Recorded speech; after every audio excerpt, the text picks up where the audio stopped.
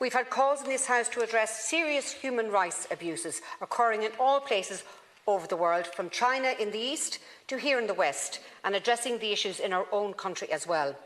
So I find it odd that we've heard nothing of what has been a well-publicised, high-profile, peaceful protest being violently suppressed and dispersed by armed government forces. Ranks of uniformed and armoured military figures, stripped of their badges and ID tags, converged on protesters. An officer on horseback trampled over a disabled woman. Around 200 arrests were made and over 60 vehicles seized by the state. It sounds like something you'd see from Russia, or actions which we'd condemn in Hungary or Poland, but instead it is happening in the supposedly liberal democracy of Canada. And so no. There's one thing that keeps my hopes up, that there are people that are actually standing up and they speak up. And this is Senator Sharon Keegan. She's an Irish senator and she speaks up. She's the only person that raises the issue of Canada. Once they're trying to put the smokescreen on us with the war with Russia, and basically they're allowing Russia to ally with China, and what happens next? No one speaks about it. Well, no one always speaks about it in Ireland because our Taoiseach is basically, he's wearing Trudeau's socks, and Trudeau is wearing Taoiseach socks. There's a famous picture, which I'll show you later. But no one in Ireland has spoken against it. No one has condemned. And Canadians, I'm sorry. But there are some people, there's one person that's going to speak up and is going to say, and is going to tell the truth. No condemnation has been forthcoming. In order to legally permit this level of force, Prime Minister Trudeau invoked the Emergency Act of 1988, the first time this act has ever been used since it replaced the War Measure Act of 1914. And not being satisfied with merely dispersing protesters, the state froze the finances associated with certain individuals and companies believed to be involved in the protests.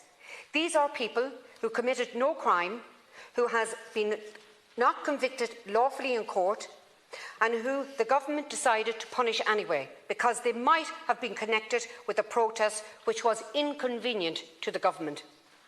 It was an unprecedented act by the state against its citizens, which should be roundly condemned. And so, Leader, I'm asking you to write to the Canadian Ambassador, Nancy Smith, and condemn the excessive force used by the government on the overreach that is happening there to its citizens. Authoritarianism is a threat to democracy, no matter whose foot the boot is on. And she's right. But as you can see, democracy is slowly dying.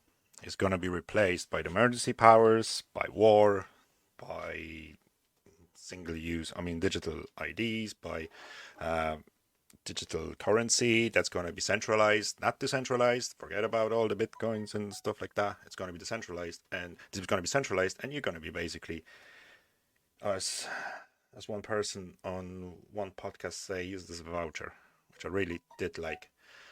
And there was a response in our Senate as well, Sean, so let's hear it. Yes, that's it. We have Timmy Dooley speaking up. Okay, let's hear what he has to say.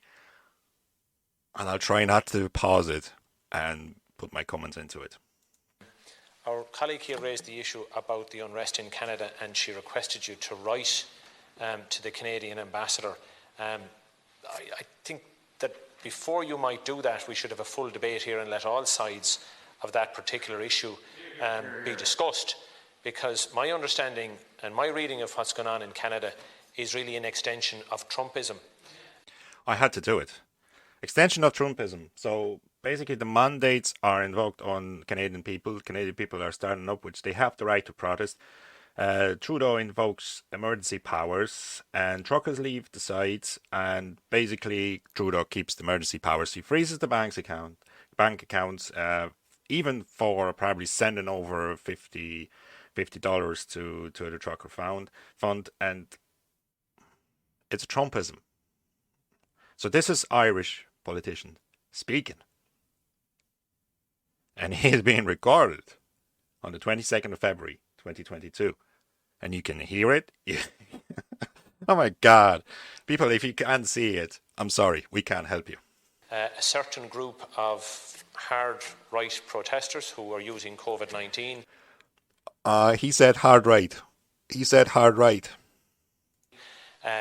to further another agenda have intimidated journalists, have intimidated residents of Ottawa, and I have looked on in amazement, and I'm somewhat...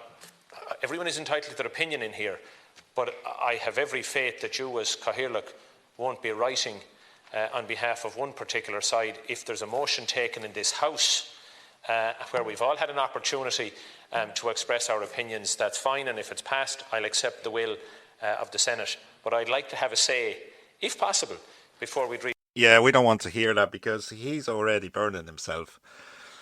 But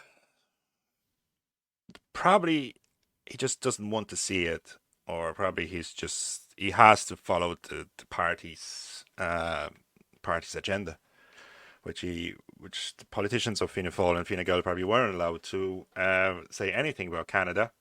I'm sorry, Canada.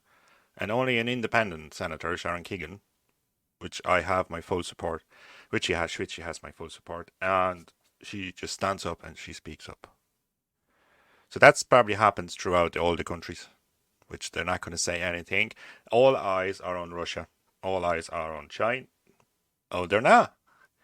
Well, meantime, China allies with Russia, Iran, and other satellite countries.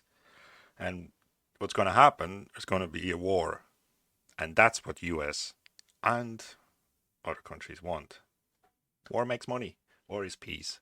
Well, as this is a part of misinformation, probably, and it's going to be classed as a terrorism in the future, this video is not going to be on YouTube.